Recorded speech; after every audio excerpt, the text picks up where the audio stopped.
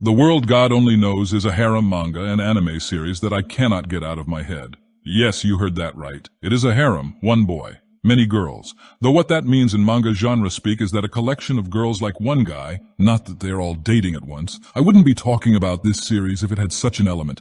Every few years this series disrupts my stream of consciousness to remind me that it was in fact a real story I once digested and not just a fever dream I had one sickly night in bed. And whenever it comes a knocking to remind me of itself, it comes demanding that I revisit it, interrogate it, and probe it to reassure myself that I'm not crazy for enjoying its absolute wackiness. And it is wacky. A story about a nerd who is a master of 2D romance games, being commissioned by a reformed hell, yes, hell, to woo real women so that he can edge out evil spirits hiding in their hearts for capture and imprisonment, cannot be anything except wacky.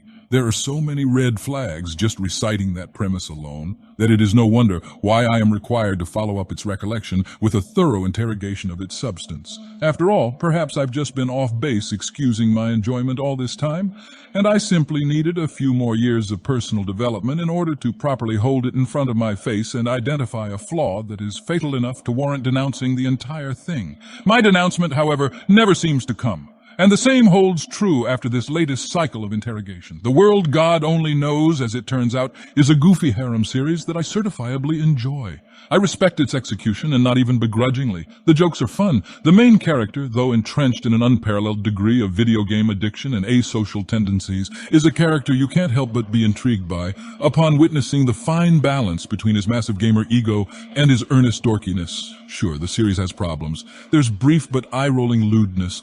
Characters can be one-dimensional for the sake of convenience. There is also at least one highly offensive moment in it, but thankfully its presence lasts a microsecond relative to the series' whole run, and the story stakes no moral predication on its occurrence. And finally, the story finishes off with an uncharacteristically tepid arc, though it does manage to pull off a satisfying ending. But despite these flaws, none of them overshadow the peak of what the series has to offer. Namely, an arc in the very middle that I have never been able to forget.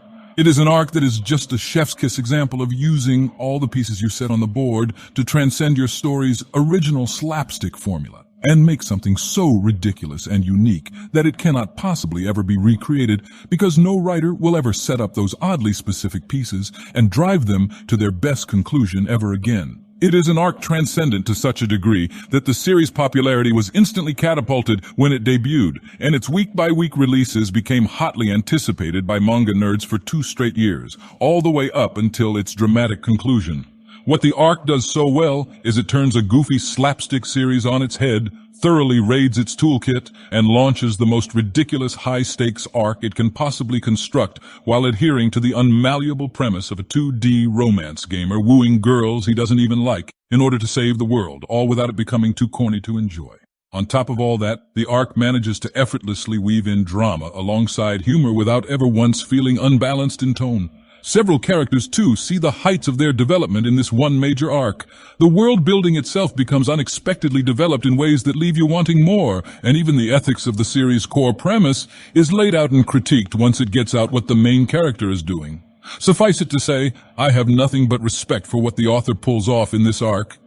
Now, all this focus on the middle arc isn't to say that the rest of the story isn't worthwhile. If you find yourself laughing along with the series' primary comedic structure of the male lead relating any and everything to 2D romance video games, which is humorously split on when it works and when it doesn't, then it's safe to assume that you will find the series fun as a whole, which is good. It is a comedy after all. And the unique hijinks of an asocial nerd using video game knowledge to charm girls and help solve their larger life problems is surprisingly palatable in the way this series chooses to execute it. So, is the series and its middle arc so good that it is a mandatory, life-changing experience? No, that isn't what I'm out to claim. Are you guaranteed to love it? Definitely a no. I really don't expect you to, but I do like it, and a lot, in fact. You might even say I get a bit obsessed with it whenever I revisit it every few years. I've been laboring over it for a week now, at the time of completing this write-up. And perhaps my enamor with the series has something to do with being present for its original release. Waiting week upon week for 2 whole years to see how a crazy, ambitious, and admittedly ridiculous manga arc that shouldn't exist could possibly reach its promised end without falling apart somewhere along the way. But I wouldn't trade my biased affections at all. Because liking this absolutely wacky series with its highs and lows is a part of what makes me the Dagoth you all know and love.